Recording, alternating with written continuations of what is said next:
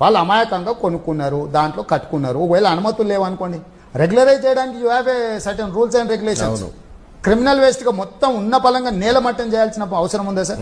ఇలా government schemes announce చేస్తుంది. మీరు గవర్నమెంట్ ల్యాండ్స్ లో ఉంటే మీరు రెగ్యులరైజ్ చేయించుకోండి, మీరు బిల్డింగ్లు కట్టుకుంటే రెగ్యులరైజ్ చేయించుకోండి. ఇంకోటి, నువ్వు అయ్యప్ప సొసైటీ కాడికి ఒక ఫార్ములా ఇచ్చేది ఉండే, కట్ ఆఫ్ డేట్ ఏం చేస్తారయ్యా మా బాధని?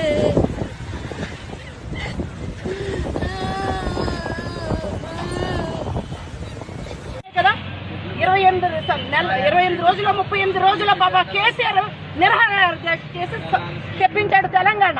ఈయన ఊరికనే వచ్చి ఎక్కిపోయి గద్దె ఎక్కిపోయి కూల కొట్టడానికి మాలాంటి వాళ్ళవి. నిజంగా మేము అన్యాయంగా కట్టలేదే, డబ్బులు ఇచ్చి కొనుక్కొని కట్టుకున్నది, లంచాలు తీసుకోలే, మేము కట్టుకున్నాం డబ్బులు ఇచ్చి. అందుకేనా ఈయన ఎన్నుకున్నాము. అదే మాకు అందుకే కదా కేసు వేసాము. ఒకళ్ళు రాంగ్ అయితే కూర్చేయండి.